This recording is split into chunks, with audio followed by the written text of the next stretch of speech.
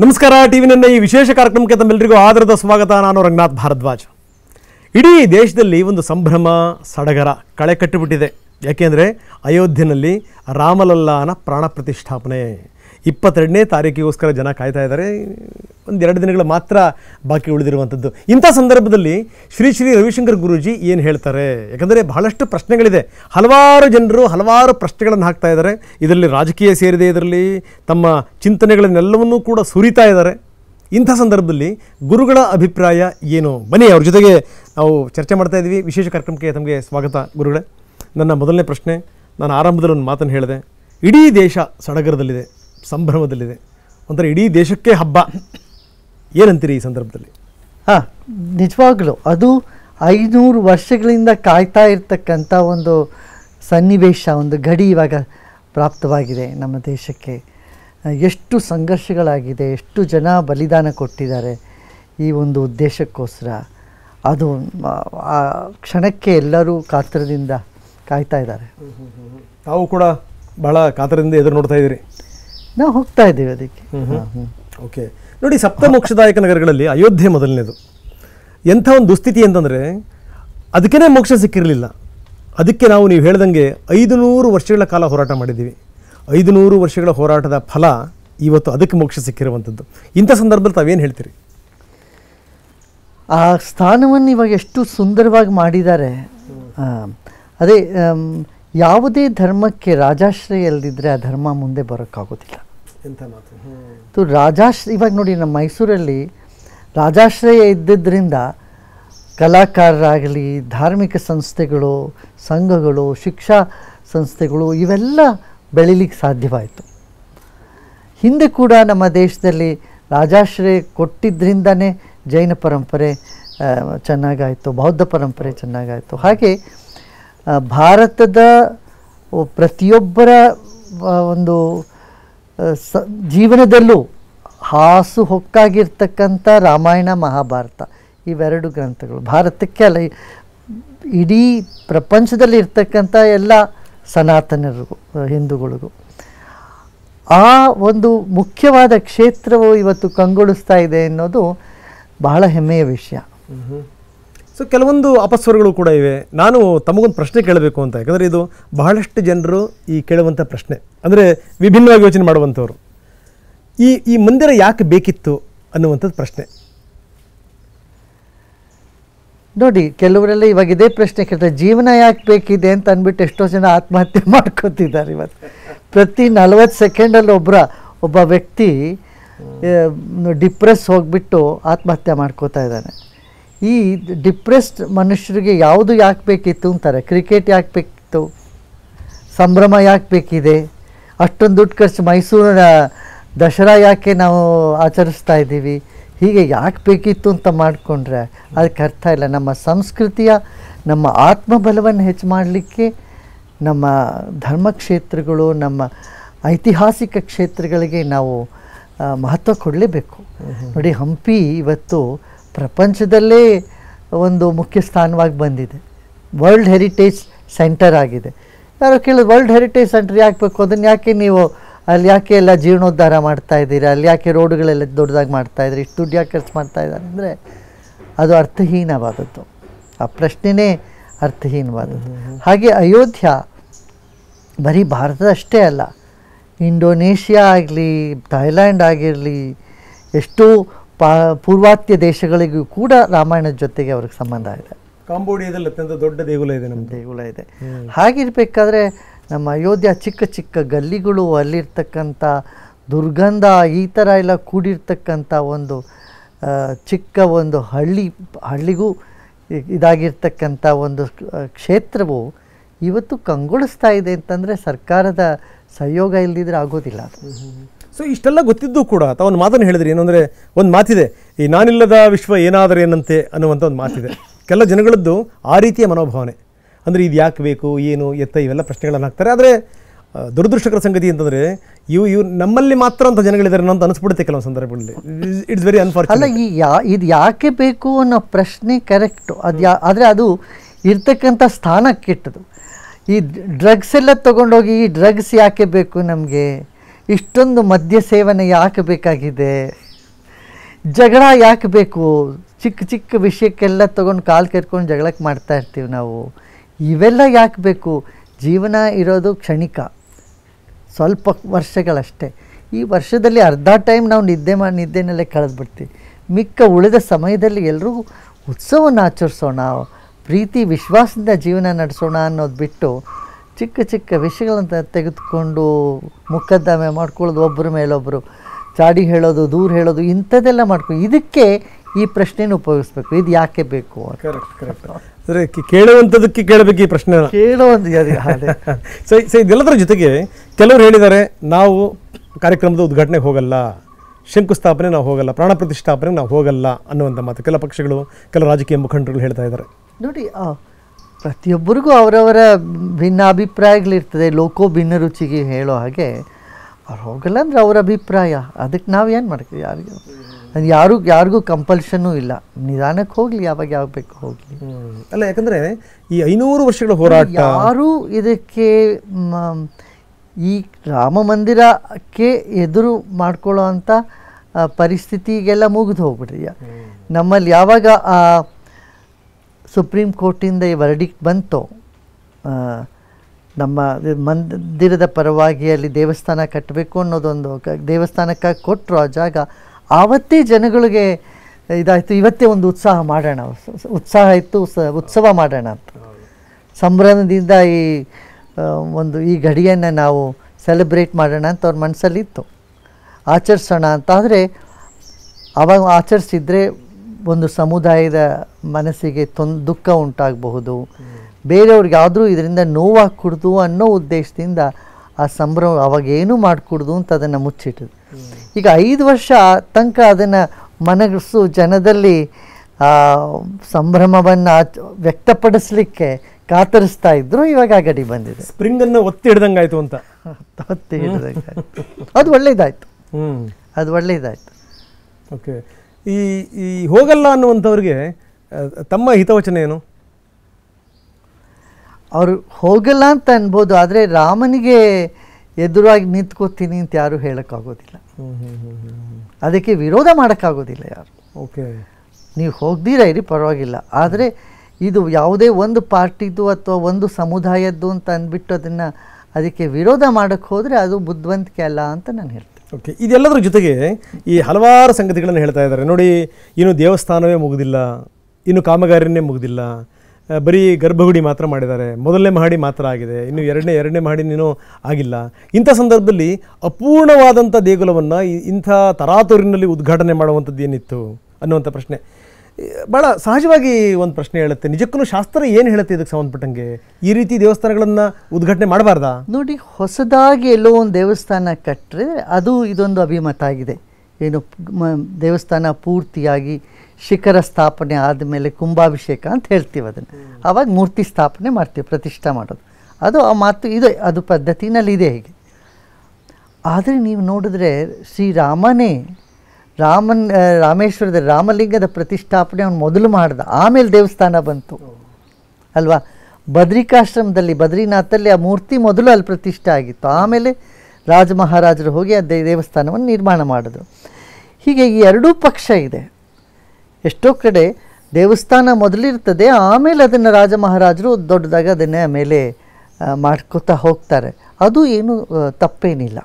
ಈಗ ತಿರುವಣ್ಣಾಮಲೆಯಲ್ಲಿ ನೋಡಿದ್ರು ಸಹ ಮೊದಲು ಲಿಂಗ ಮೊದಲೇ ಇತ್ತು, ಆಮೇಲೆ ದೊಡ್ಡದಾಗಿ ಒಬ್ಬೊಬ್ಬ ರಾಜ ಬಂದಾಗಲೂ ಅವನ ಕಾಲದಲ್ಲಿ ದೊಡ್ಡದಾಗ್ತಾ ಬಂತು. ನಮ್ಮ ಚಾಮುಂಡೇಶ್ವರಿ ದೇವಿನೂ ಹಾಗೆ ಆಯ್ತದೆ. ಮೈಸೂರಲ್ಲಿ ದೇವಿ ಪ್ರತಿಷ್ಠಾಪನೆ ಆಗಿತ್ತು, ಆಮೇಲೆ ಮೇಲೆ ದೇವಸ್ಥಾನಗಳೆಲ್ಲ ಬರಲಿಕ್ಕೆ ಶುರುವಾಗಿ ಗೋಪುರ ಆಮೇಲೆ ಕಟ್ಟಿದ್ರು, ದೊಡ್ಡ ಗೋಪುರ ಮುಂದಿರೋದು. ಅದು ಇದರಲ್ಲಿ ಯಾವ ದೋಷವೂ ಇಲ್ಲ. ಹಾಗೆ ನಾವು ನೋಡಿದಾಗ ಗರ್ಭಗುಡಿಯಲ್ಲಿ ಆ ಪೀಠ ವೇದಿಕೆ ಇದ್ದು ಬಿಟ್ಟರೆ ಅದಾದಮೇಲೆ ಪ್ರಾಣ ಪ್ರತಿಷ್ಠೆ ಮಾಡಬಹುದು. ಈಗ ನಮ್ಮ ಹಳ್ಳಿಗಳಲ್ಲೇ ಎಷ್ಟೋ ಹಳ್ಳಿಗಳಲ್ಲಿ ಮಾರಮ್ಮ ಆಗಲಿ ಚೌಡೇಶ್ವರಿ ಆಗಲಿ ಇವೆಲ್ಲ ದೇವರುಗಳೆಲ್ಲ ಅಲ್ಲಲ್ಲಿ ಪ್ರತಿಷ್ಠಾಪನೆ ಮಾಡಿರ್ತಾರೆ. ಒಂದು ಆಲದ ಮರ ಕೆಳಗೆ ಹೋಗಿ ಅಲ್ಲಿ ಒಂದು ಶಿವಲಿಂಗನ ಪ್ರತಿಷ್ಠೆ ಮಾಡಿ ಒಂದು ಗಣಪತಿನ ಪ್ರತಿಷ್ಠೆ ಮಾಡಿರ್ತಾರೆ. ಆಮೇಲೆ ನಿಧಾನಕ್ಕೆ ಅದ್ರ ಮೇಲೆ ದೇವಸ್ಥಾನ ಯಾರಿಗೆ ಯಾವಾಗ ಅನುಕೂಲ ಆಗುತ್ತೋ ಅವಾಗ ಕಟ್ತಾ ಹೋಗ್ತಾರೆ. ಇದೇನಂತ ಶಾಸ್ತ್ರಕ್ಕೆ ವಿರೋಧವಾಗಿ ಏನಿಲ್ಲ. ಒಂದು ಇನ್ನೊಂದು ವಿಷಯ ಏನು ಅಂತಂದರೆ ಆ ಗಳಿಗೆ ಯಾವ ಅವಸರ ಏನು, ಅರ್ಜೆಂಟ್ ಏನು ಅಂತ. ಇವಾಗ ನೋಡಿ, ಮುಂದಿನ ವರ್ಷದ ಹೆಸರೇ ಕ್ರೋಧಿ ನಾಮ ಸಂವತ್ಸರ. ಯುಗಾದಿ ಆದಮೇಲೆ ರಾಮನವಮಿನಲ್ಲಿ ಯಾಕೆ ಮಾಡ್ಕೊಳ್ಳೋದು ಅಂತ ಕೇಳ್ತಾರೆ. ಈ ವರ್ಷದ ಹೆಸರು ಶುಭಕೃತ್. ಶುಭಕೃತ್ ಅಂದರೆ ಒಳ್ಳೇದು ಮಾಡ್ತಕ್ಕಂಥ ವರ್ಷ. ಅದು ಉತ್ತಮವಾದ ವರ್ಷವಾಗಿದೆ. ಮುಂದೆ ಕ್ರೋಧದಲ್ಲಿ ರಾಮನ ಪ್ರತಿಷ್ಠೆ ಮಾಡೋಕ್ಕೆ ಬದಲು ಈ ಶುಭಕೃತಿ ನಾಮ ಸಂವತ್ಸರದಲ್ಲಿ ಮಾಡಿರ್ತಕ್ಕಂಥದ್ದು ಹೆಮ್ಮೆಯ ವಿಷಯವೇ, ಒಳ್ಳೆಯದೇ. ಸೊ ಮನುಷ್ಯನ ಮನಸ್ಸಿನೊಳಗಡೆ ಇರುವಂಥ ಕ್ರೋಧ, ಈ ಮದ ಮತ್ಸರಗಳಿವೆಯಲ್ಲ, ಅದಕ್ಕೆ ಏನು ಹೇಳೋದು ಅಂತ? ಅದೇ ಅಧ್ಯಾತ್ಮ ಪಥ, ಅದಕ್ಕೆ ಇರೋದು. ಮನಸ್ಸಿನಲ್ಲಿರ್ತಕ್ಕಂಥ ಕ್ರೋಧ, ಈರ್ಷಾ, ದ್ವೇಷ ಇದೆಲ್ಲದರಿಂದ ಹೊರಗೆ ಬರಬೇಕಾದ್ರೆ ಅವ್ನು ಪ್ರಾಣಾಯಾಮ ಮಾಡಬೇಕು. ಅದಕ್ಕೆ ನೋಡಿ, ನಮ್ಮಲ್ಲಿ ಯಾವುದೇ ಮದುವೆ ಆಗಿರಲಿ, ಒಂದು ಗೃಹ ಪ್ರವೇಶವಾಗಲಿ, ಯಾವುದೇ ಪೂಜೆ ಪುನಸ್ಕಾರವಾಗಿರಲಿ, ಶುರು ಮಾಡ್ತೀವಿ ಆಚಮ್ಯ ಪ್ರಾಣಾಯಾಮ, ಆಚಮ್ಯ ಮಾಡಿ ಪ್ರಾಣಾಯಾಮ ಮಾಡೇ ಶುರು ಮಾಡ್ತೀವಿ. ಹಾಗೆ ಪ್ರಾಣಾಯಾಮದಿಂದ ಮನಸ್ಸು ಸ್ಥಿಮಿತಕ್ಕೆ ಬರ್ತದೆ. ಮನಸ್ಸು ಸ್ಥಿಮಿತಕ್ಕೆ ಬಂದಾಗ ಮೇಲೇ ನಾವು ದೇವೋಪಾಸನೆ ಮಾಡ್ಲಿಕ್ಕೆ ಸಾಧ್ಯ. ಎಷ್ಟು ಜನಗಳಿಗೆ ಆಚಮೆ ಮಾಡಿಸ್ಬೇಕು ಗುರುಗಳೇ? ಎಷ್ಟು ಜನರಿಗೆ ಈ ರೀತಿ ಪ್ರಾಣಾಯಾಮ ಮಾಡಿಸ್ಬೇಕು? ಎಲ್ಲರಿಗೂ ಮಾಡಿಸ್ಬೇಕು. ಇವಾಗ ನೋಡಿ, ನ್ಯೂಯಾರ್ಕಲ್ಲಿ ನಾವು ಕಳೆದ 18 ವರ್ಷದಿಂದ ನ್ಯೂಯಾರ್ಕಲ್ಲಿ ಕೆಲಸ ಮಾಡ್ತಾ, ಅಲ್ಲೇ ಒಬ್ಬ ಸ್ಕೂಲಲ್ಲಿ, ಡಿಸ್ಟ್ರಿಕ್ಟ್ ಸ್ಕೂಲಲ್ಲಿ ಆ ಮಕ್ಕಳಿಗೆ ಒಂದು 5 ನಿಮಿಷ 10 ನಿಮಿಷ ಪ್ರಾಣಾಯಾಮ ಹೇಳ್ಕೊಡ್ತಾ ಬಂದಿದ್ವು. ಅದರ ಪ್ರಭಾವ ಏನಾಯಿತು ಅಂತಂದರೆ, ಇವತ್ತು ನ್ಯೂಯಾರ್ಕ್ ಸಿಟಿ ಮೇಯರು ಪ್ರಾಣಾಯಾಮವನ್ನು ಕಂಪಲ್ಸರಿ ಮಾಡಿ ಎಲ್ಲ ಸ್ಕೂಲಲ್ಲೂ ನೋಡಿ, ಪ್ರತಿ ಸ್ಕೂಲ್ಗೂ ಅವ್ರು ಇನ್ಸ್ಟ್ರಕ್ಷನ್ ಕೊಟ್ಬಿಡಬೇಕು. ಅವ್ರು 5 ನಿಮಿಷ ಎಲ್ಲರೂ ಬ್ರೀದಿಂಗ್ ಎಕ್ಸಸೈಸ್ ಮಾಡಬೇಕು. ಯಾಕೆ ಅದು ಮಾಡಿದ್ರಿಂದ ಮಕ್ಕಳ ಅವರ ವ್ಯವಹಾರ ಚೆನ್ನಾಗಾಯಿತು, ಅವರ ಮಿಕ್ಕವ್ರ ಜೊತೆ ಅವ್ರ ಬಿಹೇವಿಯರಲ್ಲಿ ದೊಡ್ಡ ಚೇಂಜ್ ಉಂಟಾಯಿತು. ಹಾಗೆ ಮನಸ್ಸು ಸ್ಥಿಮಿತಕ್ಕೆ ಬರ್ತದೆ, ಶಾಂತವಾಗ್ತದೆ. ಅಂತ ಪ್ರಾಣಾಯಾಮ ಮಾಡೋದು ಬಹಳ ಅವಶ್ಯಕ. ನಮ್ಮಲ್ಲಿ ಏನು ಮಾಡ್ತೀವಿ, ಕಾಟಾಚಾರಕ್ಕೆ ಪ್ರಾಣಾಯಾಮ ಮಾಡೋದನ್ನು ಮೂಗು ಹಿಡ್ಕೊಂಡು ನನಗೆ ಸುಮ್ಮನೆ ಆಗ್ಬಿಡ್ತೀವಿ. ಏನು ಮೂಗು ಹಿಡ್ಕೊಂಡು ಕೂತ್ರೆ ಕೆಲಸ ಆಗತ್ತಾ ಅಂತ ಹೇಳ್ತಾರೆ. ನಾವು ಹೇಳ್ತೀವಿ, ಮೂಗು ಹಿಡ್ಕೊಂಡು ಕೂತ್ಕೊಳ್ಳಿ, ಚೆನ್ನಾಗಿ ಕೆಲಸ ಆಗತ್ತೆ ಅಂತ. ಈಗ ಹೋಗೋದು ಬಿಡೋದು ಈಗ ಅವ್ರ ಇಚ್ಛೆಗೆ ಬಿಟ್ಟಂಥ ಸಂಗತಿ. ಆಮೇಲೆ ರಾಮನಿಗೂ ಇದೆ, ಯಾರನ್ನು ಕರ್ಸ್ಕೋಬೇಕು ಯಾರನ್ನು ಕರ್ಸ್ಕೋಬಾರ್ದು ಅಂತ. ಅವನಿಚ್ಛೆ, ಅವ್ನು ಕರೆದಂಥ ಸಂದರ್ಭದಲ್ಲಿ ಹೋಗ್ತಾರೆ, ಅದು ಪ್ರಶ್ನೆ ಬೇರೆ. ಆದರೆ ನಮ್ಮತನಗಳನ್ನು ಎಲ್ಲವನ್ನೂ ಕೂಡ ಅದ್ರ ಮೇಲೆ ಹಾಕೋದೇ ಇದೆಯಲ್ಲ. ಅಂದರೆ ನೀವು ಶುರು ಮಾಡಿದಂಥ ಮುಹೂರ್ತ ಸರಿ ಇಲ್ಲ, ನೀವು ಶುರು ಮಾಡಿದಂಥ ಜಾಗ ಸರಿ ಇಲ್ಲ, ಜೊತೆಗೆ ಇದನ್ನು ಸಂಪೂರ್ಣ ಆಗಿಲ್ಲ, ಇಲ್ಲಿನ ವಾಸ್ತು ಸರಿ ಇಲ್ಲ.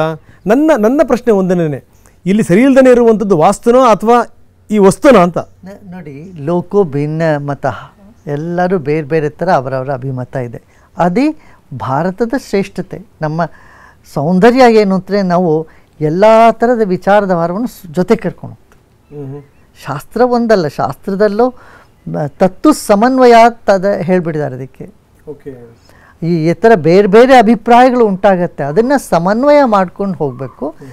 ಮತ್ತು ಎಲ್ಲರಿಗೂ ಅವರವರ ಅಭಿಪ್ರಾಯವನ್ನು ವ್ಯಕ್ತಪಡಿಸೋಕ್ಕೆ ಅಧಿಕಾರ ಇದೆ, ಅದು ಮಾಡಬೇಕು. ಪ್ರಜಾತಂತ್ರದಲ್ಲಿ ಇದೇ ಮುಖ್ಯವಾಗಿರ್ತಕ್ಕಂಥದ್ದು. ಸ್ವಲ್ಪ ಜಾಸ್ತಿ ಆಯಿತು ಅಂತ ಅನ್ಸಲ್ವಾ? ನೋಡಿ, ನಮ್ಮ ಧರ್ಮವೂ ಒಂದು ಥರ ಪ್ರಜಾತಂತ್ರವೇ ಆಗಿದೆ. ಚಾರ್ವಾಕನಂತವನಿಗೆ ಸ್ಥಾನಮಾನ ಸಿಗ್ತಿರ್ಲಿಲ್ಲ, ಮತ್ತು ಇಷ್ಟೊಂದು ವಿವಿಧವಾದ ಸಿದ್ಧಾಂತಗಳು ಹುಟ್ಟುತ್ತಾ ಇರಲಿಲ್ಲ.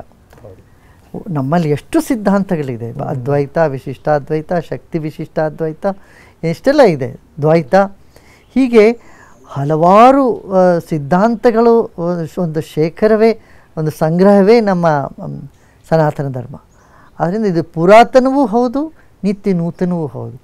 ಇಲ್ಲಿ ಬೇರೆ ಪ್ರತಿಯೊಬ್ಬರಿಗೂ ಅವರವರ ಅಭಿಮತ ವ್ಯಕ್ತಪಡಿಸಲಿಕ್ಕೆ ಪೂರ್ಣ ಅಧಿಕಾರ ಇದೆ. ಆದರೆ ಅದರ ಎಲ್ಲದರಲ್ಲೂ ನೋಡಿ ಯಾವುದು ಉತ್ತಮವೋ ನೋಡಿ. ಮುಹೂರ್ತದಲ್ಲೂ ಯಾವುದೇ ಮುಹೂರ್ತ ನೀವು ತಗೊಳ್ಳಿ, ಅದು 100% ಸರಿಯಾಗಿರ್ಲಿಕ್ಕೆ ಸಾಧ್ಯವೇ ಇಲ್ಲ. ಪ್ರತಿ ಮುಹೂರ್ತದಲ್ಲೂ ಯಾವುದಾದ್ರೂ ಒಂದು ತ್ರುಟಿ, ಒಂದು ಕಮ್ಮಿ ಇದ್ದೇ ಇರ್ತದೆ. ಹಾಗೆ ಈ ಮುಹೂರ್ತ ಹೆಚ್ಚು ಕಮ್ಮಿ ಎಲ್ಲ ಚೆನ್ನಾಗಿರೋದು ನೋಡಿದ್ದಾರೆ. ಅದಕ್ಕೆ ಒಂದು 80-90%, 80% ಶೇಕಡ 80%, 90% ಸರಿ ಇದ್ದರೆ ಮುಂದುವರಿಸ್ಬೋದು ಅಷ್ಟೇ. ಅಲ್ಲ ತಾವು ಹೇಳಿದ್ರಿ ಏನು ಅಂತಂದರೆ, ಆ 10% ಮಾತ್ರ ಇಟ್ಕೊಂಡು ಕೆಲವರು ಅಬ್ಜೆಕ್ಟ್ ಮಾಡಿದ್ರೆ ಅದು ಅವರ ಅಭಿಪ್ರಾಯ ಅಂತ ತಗೋಬೇಕಷ್ಟೆ. ಈಗ ಹೋಗದೇ ಇರುವಂಥವರು ಹಲವಾರು ಪ್ರಶ್ನೆಗಳನ್ನು ಇಡ್ತಾ ಇದ್ದಾರೆ. ಅಂದರೆ ನೋಡಿ, ಈ ಶಂಕರಾಚಾರ್ಯ ಪೀಠದವರೇ ಇದನ್ನು ಬಹಿಷ್ಕಾರ ಮಾಡಿಬಿಟ್ಟಿದ್ದಾರೆ. ಸೊ ಈ ಥರದ್ದು ಇದಕ್ಕೆ ಸಂಬಂಧಪಟ್ಟಂಗೆ ಶಂಕರಾಚಾರ್ಯ ಪೀಠಗಳಲ್ಲೂ ಕೂಡ ಈಗ ಶೃಂಗೇರಿ ಪೀಠ ತುಂಬ ಸ್ಪಷ್ಟವಾಗಿ ಹೇಳಿಬಿಡ್ತು, ನಮಗೆ ರಾಮನ ಬಗ್ಗೆ ಅಪಾರವಾದ ಗೌರವ ಇದೆ, ಇದು ನಮ್ಮೊಂದು ಹೆಮ್ಮೆಯ ಸಂಗತಿ, ಇದು ಬಹಳ ವರ್ಷಗಳ ಹೋರಾಟದ ಫಲ, ಇದು ಅನಗತ್ಯವಾಗಿ ನಮ್ಮನ್ನು ಜೋಡಿಸುವಂಥ ಒಂದು ಪ್ರಯತ್ನವನ್ನು ಮಾಡಬೇಡಿ ಅಂತ. ಇದೇನಿದು ನಿಜವಾಗ್ಲೂ ಏನು ಡಿಫರೆನ್ಸ್ ಇದು?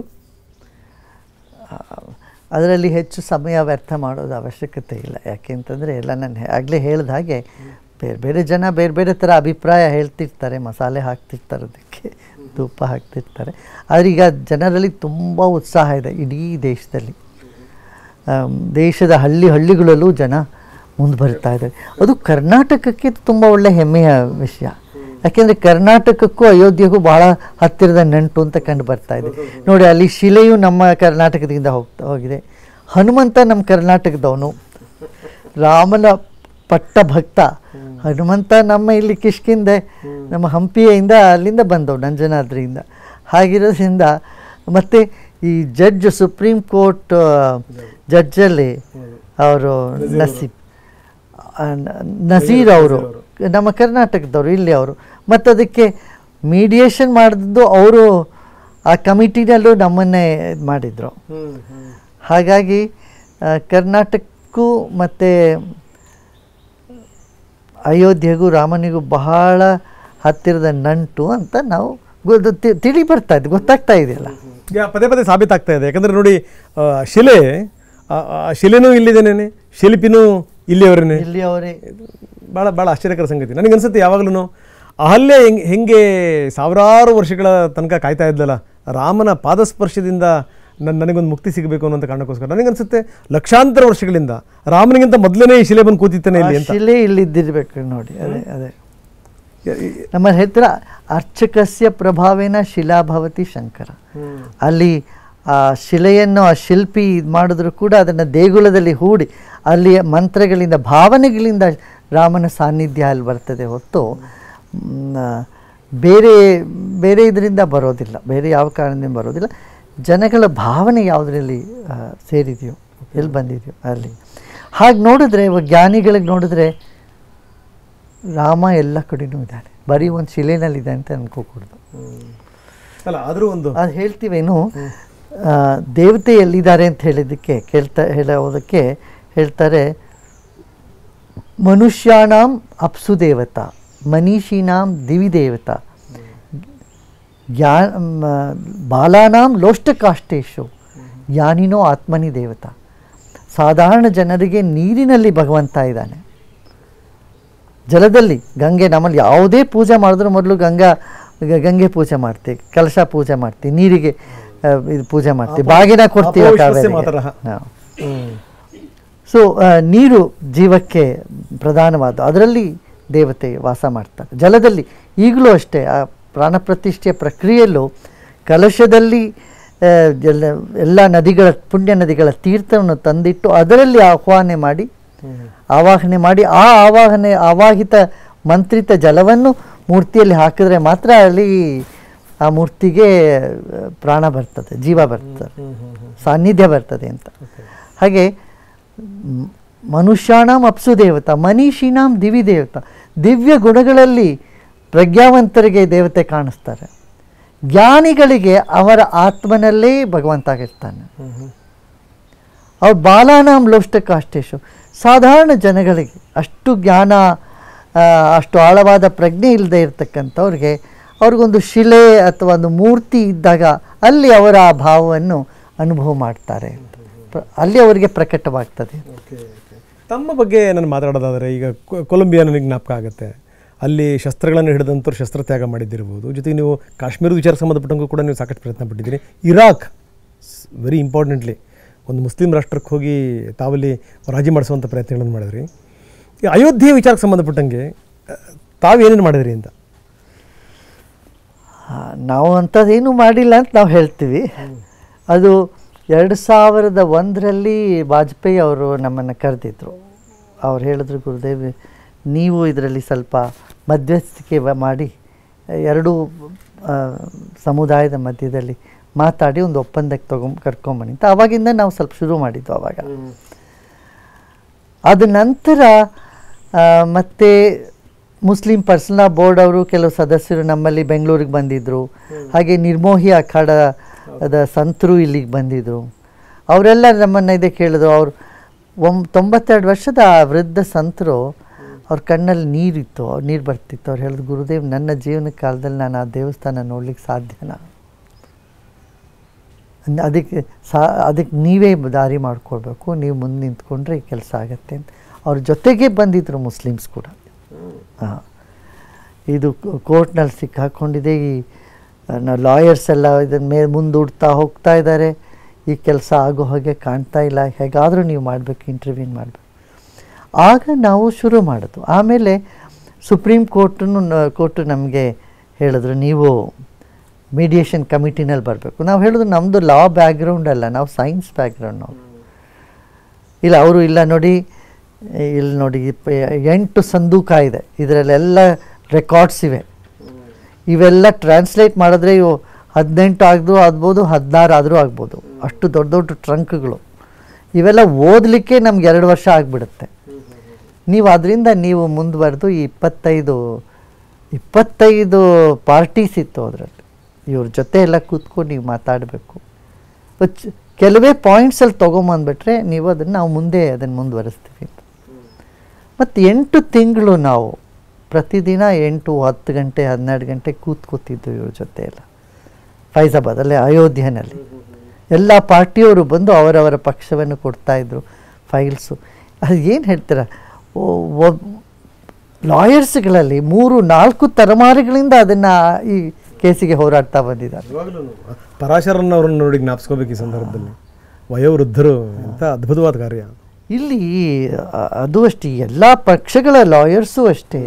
ನಿರ್ಮೋಹಿ ಅಖಾಡದ ಲಾಯರು, ಅವ್ರ ಲಾಯರು ವೃದ್ಧರು, ಅವ್ರ ತಂದೆ ಅವ್ರ ತಾತ ಅವಾಗಿಂದ ಅವರು ಆ ಕೇಸ್ನಲ್ಲಿ ಇದು ಮಾಡ್ತಾಯಿದ್ರು, ಹೋರಾಡ್ತಾಯಿದ್ರಂತೆ. ಹೀಗೆ ಇವರೆಲ್ಲ ಬಂದಿದ್ದರು, ಎಲ್ಲರೂ ಬಂದು ಮಾತುಕತೆ ಆಯಿತು. ಆಮೇಲೆ ನಾವೇ ಅದಕ್ಕೆ ಪ್ರಪೋಸ್ ಮಾಡಿದ್ವು, 5 ಎಕರೆ ಮುಸ್ಲಿಮ್ಸ್ಗೆ ಬೇರೆ ಕೊಡೋ. ಮುಸ್ಲಿಮ್ ಅವರ ಬೇಡಿಕೆ ಇರಲಿಲ್ಲ 5 ಎಕರೆ ಕೇಳಲಿಕ್ಕೆ. ಅವರು ಮತ್ತೆ ಸಂಧಾನ ಮಾಡಿ ಅವ್ರಿಗೆಲ್ಲ ಹೇಳಿ, ಅಂದರೆ ಫಸ್ಟ್ ಇದನ್ನು ಮಂಡಿಸ್ತಾರೆ ತಾವೇನೇನೋ, ಅಂದರೆ 5 ಎಕರೆ ಕೊಡಬೇಕು ಅವ್ರಿಗೆ. 5 ಎಕರೆ ಅವರಿಗೆ ಕೊಟ್ಟುಬಿಟ್ಟು ಈ ಜಾಗವನ್ನು ಅವ್ರು ನಮಗೆ ಬಿಟ್ಟುಕೊಡು, ಪೂರ್ಣವಾಗಿ ಈ ಜಾಗದಿಂದ ಹೊರಡಬೇಕು ಅಂತ. ಸಾಕಷ್ಟು ಎವಿಡೆನ್ಸ್ ಎಲ್ಲ ಬಂದಿತ್ತು. ಅದು ಅಲ್ದಿರ ಅಲ್ಲಿ ದೇವಸ್ಥಾನ ಇದ್ದ ಎವಿಡೆನ್ಸು ಇದು ಎಲ್ಲ ಇತ್ತು. 5 ಎಕರೆ ಅವ್ರಿಗೆ ಕೊಟ್ಬಿಟ್ಟು, ಅದು ಏನಾಗುತ್ತೆ, ಯಾವುದೇ ಸಮುದಾಯಕ್ಕೆ ನೋವು ಹಾಕ್ಕೊಡ್ದು ಈ ಕೆಲಸ ಮಾಡಿದ್ರು, ಯಾರಿಗೂ ಈ ಥರ ನಮ್ಮ ಜಮೀನು ಇವರು ಕಿತ್ಕೊಂಡ್ಬಿಟ್ರು ಅಂತ ಅವ್ರಿಗೆ ಯಾರಿಗೂ ಅನ್ನಿಸ್ಕೊಡ್ದು ಅಂಥೇಳಿ ಬೇರೆ ಕಡೆ ಅವ್ರಿಗೂ ಜಮೀನು ಕೊಡಲಿಕ್ಕೆ ಎಲ್ಲ ಇದು ಮಾಡಿ ತೀರ್ಮಾನ ಮಾಡಿ ಇದು ಒಂದು ಒಳ್ಳೆಯ ರೀತಿಯಲ್ಲಿ ಮುಗೀತು. ಇದಕ್ಕಿಂತ ಮುಂಚೆ ನಾವು 1200 ಧರ್ಮ ಅವರ ಇಮಾಮ್ಸ್ ಇಡೀ ದೇಶದಲ್ಲಿರೋರನ್ನೆಲ್ಲ ಭೇಟಿ ಮಾಡಿ ಅವ್ರಿಗೆಲ್ಲ ಮಾತಾಡಿ ಅವ್ರಿಗೆಲ್ಲ ಹೇಳಿ, ಈ ಥರ ರಾಮನ ಇದು ಪ್ರತಿಯೊಬ್ಬ ಭಾರತೀಯನ ಬಯಕೆ. ಆಗ 1200 ಇಮಾಮ್ ಇಡೀ ದೇಶದಲ್ಲಿ ಅವರೆಲ್ಲ ಭೇಟಿ ಮಾಡಿ ಅವ್ರಿಗೆಲ್ಲ ಮಾತಾಡಿ ಹೆಚ್ಚು ಕಮ್ಮಿ ಎಲ್ಲರೂ ಒಪ್ಕೊಂಡ್ರು. ಒಂದು ಕೆಲವ್ರನ್ನ ಮಾತ್ರ ಬಿಟ್ಟು, ಒಂದು 10% ಜನ ಬಿಟ್ಟು ಮಿಕ್ಕಿದವರೆಲ್ಲ, ಮುಖ್ಯವಾಗಿ ಇದರಲ್ಲಿ ಯಾರ್ಯಾರು ಸಂಬಂಧಪಟ್ಟವರೆಲ್ಲರೂ ಮಾತಿಗೆ ಒಪ್ಪಿ ಆಯಿತು, ನಾವು ತಯಾರಿದ್ದೀವಿ, ಈ ಜಾಗವನ್ನು ನಾವು ಬಿಟ್ಕೊಡ್ಲಿಕ್ಕೆ ತಯಾರಿದ್ದೀವಿ ಅಂತ ಮಾತಾಯಿತು ಎಲ್ಲರ ಜೊತೆ. ಅದಕ್ಕೆ ನೋಡಿರಿ, ಇದು ಯಾವಾಗ ನಮ್ಮ ತೀರ್ಮಾನ ಬಂತಲ್ಲ, ತೀರ್ಪು ಬಂದಾಗ ಯಾವುದೇ ಥರದ ಗಲಾಟೆ ಆಗಲಿ, ಅದಕ್ಕೆ ಚಾಲೆಂಜ್ ಆದರೆ ಯಾರೂ ಮಾಡಿಲ್ಲ. ಕೆಲವು ಲಾಯರ್ಸನ್ನು ಬಿಟ್ಟು ಒಬ್ಬರು ಇಬ್ಬರು ನೋಡಿ, ಈ ಇಷ್ಟು ದೊಡ್ಡ ಒಂದು ಸಮುದಾಯದಲ್ಲಿ ಒಂದು 3-4 ಜನ ಅಥವಾ ಒಂದು 10 ಜನ ವಿರೋಧ ಮಾಡ್ತಾರೆ ಎಲ್ಲ. ಅದಕ್ಕೆ ರಾಮನ ಪಟ್ಟಾಭಿಷೇಕಕ್ಕೂ ವಿರೋಧ ಆಗಿತ್ತಾರೆ ಗುರುಗಳೇ, ಕೈಕೇನು ವಿರೋಧ ಮಾಡಲು, ಮಂತ್ರಿನೂ ವಿರೋಧ ಮಾಡಲು, ಆ ಥರ ನಡುವೆ ಇರ್ತಾರೆ. ಇದು ಎರಡೂ ಎಲ್ಲ ಸಮುದಾಯದವರು ಒಟ್ಟಿಗೆ ಸೇರಿ ಇದಕ್ಕೆ ಸಹಮತವಾಗಿ ಈ ಕೆಲಸ ಚೆನ್ನಾಗಿ ಮುಂದುವರಿಯಿತು. ಈ ಇಷ್ಟೊಂದು ಈ ಸಮರೋಪಾದಿಯಲ್ಲಿ ಆಗ್ತಿರುವಂಥ ಕೆಲಸ ಕಾರ್ಯಗಳಿದೆಯಲ್ಲ, ಈಗ ನೋಡಿ, ಒಂದು ನಗರವನ್ನು, ಈಗ ಮಯನಿಂದ ನಿರ್ಮಿಸಲ್ಪಟ್ಟಂಥ ನಗರ ಅಯೋಧ್ಯ ಅನ್ನುವಂಥ ಒಂದು ಮಾತಿದೆ. ಸೊ ಈಗ ಮಯನೇ ಬೆಕ್ಕಸ ಬೆರಗಾಗಿ ನೋಡಬೇಕು, ಅಷ್ಟರ ಮಟ್ಟಿಗೆ ಕೆಲಸ ಕಾರ್ಯಗಳಾಗಿದೆ, ಕಾಮಗಾರಿಗಳು. ಏನಂತೀರಿ ಅದ್ರ ಬಗ್ಗೆ? ಇದು ನಮ್ಮ ಪ್ರಧಾನಮಂತ್ರಿ ಅವರ ವಿಷನ್. ಎಲ್ಲ ಧರ್ಮಕ್ಷೇತ್ರವನ್ನು ನೋಡಿ ಎಷ್ಟು ಅವರು ಇದು ಮಾಡ್ತಾ ಇದ್ದಾರೆ. ಆ ಕಡೆ ಮಹಾಕಾಲ್ ಉಜ್ಜೈನಲ್ಲಿ ನೋಡಿದ್ರೆ, ಉಜ್ಜೈನ್ ನಗರಲ್ಲಿ ಕಾಶಿ ವಿಶ್ವನಾಥ್ ಕಾರಿಡಾರ್ ನೋಡಿ, ಮೊದಲು ಏನು ಅಂತ ಎಷ್ಟು ಕೊಳೆ ಗಲೀಜು, ಅಲ್ಲೆಲ್ಲ ಆ ಗಂಗೆನಲ್ಲಿ ಕಾಲಿಡೋಕ್ಕಾಗ್ತಿರ್ಲಿಲ್ಲ, ಹಂಗಿತ್ತು. ಇವಾಗ ನೋಡಿದ್ರೆ ಕಂಗೊಳಿಸ್ತಾ ಇದೆ ಕಾಶಿ ವಿಶ್ವನಾಥ್. ಹಾಗೆ ನಮ್ಮ ಧಾರ್ಮಿಕ ಕ್ಷೇತ್ರಗಳಿಗೆ ಒಂದು ಫೇಸ್ ಲಿಫ್ಟು ಕೊಟ್ಟಿದ್ದಾರೆ. ಬರೀ ಧಾರ್ಮಿಕ ಕ್ಷೇತ್ರ ಅಷ್ಟೇ ಅಲ್ಲ, ಟೂರಿಸಮ್ಗೂ ಅಷ್ಟೇ. ಇವಾಗ ನೋಡಿ, ಲಕ್ಷದ್ವೀಪ್ ನಮ್ಮಲ್ಲಿ ಎಷ್ಟೋ ವರ್ಷದಿಂದ ಇತ್ತು, ಯಾರು ಅದ್ರ ಗಮನನೇ ಕೊಟ್ಟಿರಿ, ಲಕ್ಷನೇ ಕೊಟ್ಟು ಎಲ್ಲ ಮಾಲ್ಡೀವ್ಸ್ ಕೊಡೋರು. ಈಗ ನೋಡಿ, ಅದಕ್ಕೆ ನಮ್ಮ ನಾಯಕರಿಗೆ, ದೇಶದ ಮುಖ್ಯಸ್ಥರಿಗೆ ಒಂದು ಬ್ರಾಡ್ ವಿಷನ್ ಇದ್ದರೆ, ನೀವು ಒಡಿಸ್ಸಾನಲ್ಲಿ ನೋಡಿದ್ರೆ ಇವಾಗ ಅವರು ಪಟ್ನಾಯಕ್ ಅವರು ಅಲ್ಲಿ ಜಗನ್ನಾಥ ದೇವಸ್ಥಾನಕ್ಕೆ ಹೀಗೆ ದೊಡ್ಡದಾಗಿ ಮಾಡ್ತಾಯಿದ್ದಾರೆ. ಇಲ್ಲಿ ಒಂದು ಕಡೆ ಕಾಶಿ ವಿಶ್ವನಾಥ್ ಶುರು ಮಾಡಿದ್ರು ಅಂದರೆ ಇಡೀ ದೇಶದಲ್ಲಿ ಎಲ್ಲ ಕಡೆ ಬೇರೆ ಬೇರೆ ಕಡೆ ಇದಕ್ಕೆಲ್ಲ ಒಂದು ಫೇಸ್ ಲಿಫ್ಟ್ ಸಿಗ್ತಾ ಇದೆ. ಯಾಕೆ ನಮಗೆ ನಮ್ಮ ರೂಟ್ಸ್ ಬಗ್ಗೆ ಹೆಮ್ಮೆ ಇರಬೇಕು. ಇದು ನಾವು ನಮ್ಮ ಮೂಲವನ್ನೇ, ಇವಾಗ ನಮ್ಮಲ್ಲಿ ಏನೋ ಗೋಪಾಲ್ ಕೃಷ್ಣ ಅಂತ ಹೆಸರು ಇರ್ತದೆ, ವಿದೇಶಕ್ಕೆ ಹೋಗಿ ಅದನ್ನೆಲ್ಲ ಏನೋ ತಿರುಗಿಸ್ಕೊಂಡ್ಬಿಡ್ತಾರೆ, ಬದಲಾಯಿಸ್ಕೊಂಡ್ಬಿಡ್ತಾರೆ, ಕ್ರಿಸ್ ಅಂತಾರೆ. ಅಲ್ಲಿ ಹೋಗಿ ಕೃಷ್ಣ ಅನ್ನೋದು ಬಿಟ್ಬಿಟ್ಟಿಲ್ಲ, ನಿನ್ನ ಹೆಸರು ಏನಂದರೆ ಕ್ರಿಸ್ ಅಂತ ಅನ್ನೋದು. ಅಷ್ಟು ನಮಗೆ ಕೀಳರಿಮೆ ಇತ್ತು. ನಮ್ಮ ಸಂಸ್ಕೃತಿಯನ್ನು ನಾವು ಸನ್ಮಾನಿಸ್ತಿದ್ರೆ ನಾವು ಜೀವನದಲ್ಲಿ ಹೆಚ್ಚು ಪ್ರಗತಿ ಪಡೀಲಿಕ್ಕಾಗೋದಿಲ್ಲ. ಅದು ಬಹಳ ಇಂಪಾರ್ಟೆಂಟ್. ನಿಜ ನಿಜ ನಿಜ. ಯಾಕಂದರೆ ಈ ತಾಯಿ ಬೇರನ್ನೇ ನಾವು ಕತ್ತರಿಸ್ಕೊಂಡ್ಬಿಟ್ರೆ ಇನ್ನು ಬೆಳೆಯುವಂಥ ಬಗೆ ಹೇಗೆ ಅಂತ. ಹಳೆ ಬೇರು ಹೊಸ ಚಿಗುರು ಗೂಡಿರಲು ಮರ ಸೊಬಗು. ಸೊ ಇದೆಲ್ಲದರ ಜೊತೆಗೆ ಒಂದು ಪ್ರಶ್ನೆ ಕೇಳಬೇಕು. ಈಗ ಅಯೋಧ್ಯೆ ಆಯಿತು, ಇನ್ನೂ ಕೆಲವೊಂದು ಸಾಲುಗಳಿವೆ. ಅಂದರೆ ಮಥುರಾ ಇದೆ ಒಂದು ಕಡೆಗೆ, ಇನ್ನೊಂದು ಕಡೆಗೆ ಕಾಶಿ ಇದೆ. ಅದರದ್ದೇನು ನೆಕ್ಸ್ಟು? ಕಾಶಿ ಇವಾಗ ಆಗ್ತಾ ಇದೆಯಲ್ಲ, ಅಲ್ಲೆಲ್ಲ ಆಗ್ತಾ ಇದೆ ನೋಡಿ. ಯಾವಾಗ ಹಿಂದಿಂದನೂ ಇದು 3 ಜಾಗ, ಯಾಕೆ ಹಿಂದೆ ಹಿಸ್ಟಾರಿಕಲಿ ಯಾವುದನ್ನು ಹಾಳು ಮಾಡಿದ್ರು, ಯಾವ ದೇವಸ್ಥಾನವನ್ನೆಲ್ಲ ಧ್ವಂಸ ಮಾಡಿದ್ರು ಅದನ್ನು ಮತ್ತೆ ಪುನಃಸ್ಥಾಪನೆ ಮಾಡಬೇಕು ಅಂತ, ಅದು ಸಂವಾದದಿಂದ ಸೌಹಾರ್ದದಿಂದ ಪೂರ ಆಗಬೇಕು ಅಂತ ನಮ್ಮ ಅಭಿಪ್ರಾಯ. ನಾನು ಕೊನೆಯದಾಗಿ ಒಂದು ಮಾತನ್ನು ಹೇಳಲೇಬೇಕು. ಏನಂದರೆ ಭಾಳ ಒಂದು ಅದ್ಭುತವಾದ ಒಂದು ಮಾತಿದೆ. ತಾಯಿ ಶಾರದೆನ ಎಲ್ಲರೂ ಕೂಡ ನನ್ನ ತಾಯಿ ಅಂದಂತಾರೆ, ಆದರೆ ಅವಳು ಯಾರನ್ನ ತನ್ನ ಮಗ ಅಂತ ಅನ್ಕೋತಾಳಲ್ಲ ಅವ್ರು ಮಾತ್ರ ಜ್ಞಾನಿಗಳಾಗ್ತಾರೆ ಅಂತ. ಹಾಗೆ ಬಹಳಷ್ಟು ಜನ ಪ್ರಯತ್ನ ಪಟ್ಟಿದ್ದಿದೆ, ಬಹಳಷ್ಟು ಜನ ವಿರೋಧ ಮಾಡಿದ್ದಿದೆ. ಮೋದಿ ಕಾಲದಲ್ಲೇ ಅದು ಆಗ್ತಾ ಇದೆ ಅಂತಂದರೆ ಅದಕ್ಕೆ ಕಾರಣ ಏನು ಅಂತೀರಿ ಗುರುಗಳೇ? ದೃಢ ಸಂಕಲ್ಪ. ಮೋದಿಯವರು 32 ವರ್ಷದಿಂದ ಇದರಲ್ಲಿ ಇನ್ವಾಲ್ವ್ ಆಗಿ ಆವಾಗಿಂದ ಅವ್ರಿಗೆ ಪ್ರಯತ್ನ ಪಡ್ತಾಯಿದ್ರು. ಮತ್ತು ಅವರಿಗೆ ದೇಶಕ್ಕಾಗಿ ಸಂಸ್ಕೃತಿಗಾಗಿ ಸಮರ್ಪಿತರಾಗಿರೋದ್ರಿಂದ ಅದಾಗ್ತದೆ. ಸೊ ಅಯೋಧ್ಯೆ ಎಲ್ಲವೂ ಕೂಡ ಅಯೋಧ್ಯೆಯಲ್ಲಿ ಮಂದಿರ ಆದಮೇಲೆ, ಪ್ರಾಣ ಪ್ರತಿಷ್ಠಾಪನೆ ಆದಮೇಲೆ ಸಮಾಜದಲ್ಲಿ ಆಗುವಂಥ ಬದಲಾವಣೆಗಳೇನು ಅಂತ ಹೇಳಿ ಅಂತ ನೋಡಿ. ಸಮಾಜದಲ್ಲಿ ಬದಲಾವಣೆಗಳಾಗ್ತಾ ಇರ್ತದೆ. ರಾಮನ ಮಂದಿರ ಇವಾಗ ಸ್ಥಾಪನೆ ಆಯಿತು, ಅದೊಂದು ಉತ್ಸವ ಅಂತ ಅಂದ್ಕೊಳ್ಳೋಣ. ಆದರೆ ರಾಮ ಹೇಳ್ಕೊಟ್ಟ ಆ ಸಿದ್ಧಾಂತದಲ್ಲಿ ಅವನ ನಡವಳಿಕೆಯನ್ನು, ಅವನ ನಡತೆಯನ್ನು ನಮ್ಮ ಜೀವನದಲ್ಲಿ ಅಳವಡಿಸ್ಕೋಬೇಕಲ್ಲ, ಅದು ತುಂಬ ಇಂಪಾರ್ಟೆಂಟ್. ಅದಕ್ಕೆ ಆಧ್ಯಾತ್ಮಿಕ ಜ್ಞಾನ. ಓಕೆ, ಇದೆಲ್ಲದರ ಜೊತೆಗೆ ನಮ್ಮ ಬೇರುಗಳು ಎಷ್ಟು ಸ್ಟ್ರಾಂಗ್ ಇವೆ ಅಂತಂದರೆ, ತಾವು ಹೇಳಿದ್ರಿ ಏನು ಅಂದರೆ, ನಾನೀಗ ಕೋಲಾರಕ್ಕೆ ಹೋದರೆ ಕೋಲಾರದವ್ರು ಹೇಳ್ತಾರೆ ರಾಮಾಯಣಕ್ಕೂ ನಮಗೂ ನಂಟಿದೆ ಅಂತ. ನೀವು ಈ ಕಡೆ ತುಮಕೂರಿಗೆ ಬಂದ್ರೆ ಅವ್ರು ಹೇಳ್ತಾರೆ.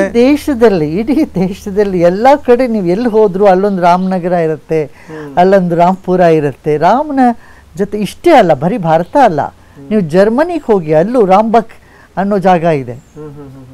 ಸೊ ರಾಮನ ಜೊತೆಗೆ, ರಾಮಾಯಣ ಜೊತೆಗೆ ಹಾಸು ಹೊಂದಿರತಕ್ಕಂಥ ಒಂದು ಸಂಬಂಧವನ್ನು ಹೊಂದಿರತಕ್ಕಂಥ ನಗರಗಳು ಬಹಳ ಕಡೆ ಇದೆ. ಅಲ್ಲಿ ಈ ಪುರಾಣಗಳ ಜೊತೆಗೆ ಈ ಸ್ಥಳ ಪುರಾಣಗಳಿದೆಯಲ್ಲ, ಅದೇ ನಮ್ಮ ಸಂಸ್ಕೃತಿಯನ್ನು ಜೀವಂತವಾಗಿ ಇಟ್ಟಿದೆಯೋ ಅಂತ ಹೇಳಿ ಅಂತ.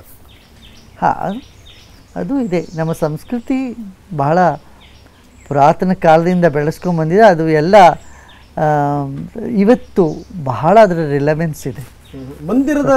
ಮಂದಿರದ ಉದ್ಘಾಟನೆಯ ಜೊತೆಗೆ ಸಮುದಾಯ, ಕೊನೆ ಪ್ರಶ್ನೆ, ಮಂದಿರದ ಉದ್ಘಾಟನೆಯ ಜೊತೆಗೆ ಸಮುದಾಯ ಜಾಗೃತವಾಗುತ್ತಾ ಅಂತ. ಯಾಕಂದರೆ ಗಂಗೆ ಇದ್ದರೆ, ತುಂಗೆ ಇದ್ದರೆ, ಘನ ಹಿಮಾಲಯವಿದ್ದರೆ, ಭೂಮಿ ಇದ್ದರೆ, ಗಾಳಿ ಇದ್ದರೆ, ಘನ ಪರಂಪರೆ ಇದ್ದರೆ, ಏನು ಪ್ರಯೋಜನ ಊರ ಜನರೇ ಮಲಗಿ ನಿದ್ರಿಸುತ್ತಿದ್ದಾರೆ. ಸೊ ಹಂಗೆ ನಾವು ಬಹಳ ಗಡದ್ದಾಗಿ ನಿದ್ರೆಯಲ್ಲಿದ್ವಿ. ಸಮಾಜ ಎದ್ದೇಳುತ್ತಾ? ಜಾಗತೀಕರಣ ಬೇಕು.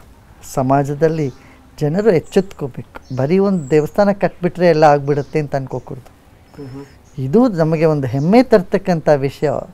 ಆದರೆ ನಮ್ಮ ಜೀವನದಲ್ಲಿ ಎಲ್ಲಿ ತನಕ ಮಾನವೀಯತೆಯನ್ನು ನಾವು ಅಳವಡಿಸ್ಕೊಳ್ಳೋದಿಲ್ವೋ, ಒಂದು ವಿಶಾಲ ದೃಷ್ಟಿಯನ್ನು ನಾವು ಜೀವನದಲ್ಲಿ ಇಟ್ಕೊಳ್ಳಲ್ವೋ, ಅಲ್ಲಿ ತನಕ ಸಮಸ್ಯೆಗಳು ಇದ್ದೇ ಇರ್ತವೆ. ರಾಮ ಮಂದಿರ ಉದ್ಘಾಟನೆ ಆಗ್ತಿರುವಂಥ ಸಂದರ್ಭದಲ್ಲಿ, ಪ್ರಾಣ ಪ್ರತಿಷ್ಠಾಪನೆ ಆಗ್ತಿರುವಂಥ ಸಂದರ್ಭದಲ್ಲಿ ಜನರಿಗೆ ತಮ್ಮ ಒಂದು ಸಂದೇಶ ಇದೆ ಕೊನೆಯದಾಗಿ. ಪ್ರತಿ ಮನೆಯಲ್ಲೂ ನೀವು ರಾಮ ಧ್ಯಾನವನ್ನು ಮಾಡಿ, ಸ್ವಲ್ಪ ಹೊತ್ತು ಕೂತು ಅನುಭವ ಮಾಡಿ, ನನ್ನ ಒಳಗೆ ರಾಮ ಇದ್ದಾನೆ ಅಂತಕ್ಕಂಥ ಭಾವನೆ ಮಾಡಿ. ನಿಮ್ಮ ಹೃದಯದಲ್ಲಿ ರಾಮನನ್ನು ರಮಿಸುವ ಹಾಗೆ ಮಾಡಿರಿ. ಮತ್ತು ರಾಮನ ನಡೆದಂಥ ಸತ್ಯ, ನಡೆ, ನುಡಿ, ಮತ್ತು ಸೌಶಲ್ಯತೆ, ಸೌಹಾರ್ದತೆ ಇದನ್ನು ನೀವು ವ್ಯಕ್ತಪಡಿಸಿ. ಇಲ್ಲಿವರೆಗೂ ನಿಮಗೆ ಯಾರ ಮೇಲಾದರೂ ದ್ವೇಷ ಇದ್ದರೆ ಅವ್ರಿಗೆ ಹಾಯ್ ಹಲೋ ಹೇಳಿ, ನಮಸ್ತೆ ಹೇಳಿ, ಅವ್ರ ಜೊತೆ ಕೈ ಜೋಡಿಸ್ರಿ, ಆ ದ್ವೇಷವನ್ನು ಬಿಡಿ ಅಂತ ಹೇಳ್ತಾ ನಮ್ಮ 2 ಮಾತನ್ನು. ಸೊ 22ನೇ ತಾರೀಕಿನಿಂದ ಬದಲಾವಣೆಯ ಪರ್ವ ಆರಂಭ ಆಗಬೇಕು ಅಂತೀರಿ ನೀವು ಓವರ್ ಆಲ್ಗೆ. ಓಕೆ, ಥ್ಯಾಂಕ್ ಯು ಗುರುಗಳೇ, ನಮ್ಮ ಜೊತೆ ಮಾತಾಡೋಕ್ಕೆ ತಮಗೆ ಧನ್ಯವಾದ. ಇದು ಶ್ರೀ ಅವರ ಮಾತು. ನಿರಂತರ ಸುದ್ದಿಗಾಗಿ ನೋಡ್ತಾ ಇರಿ TV9.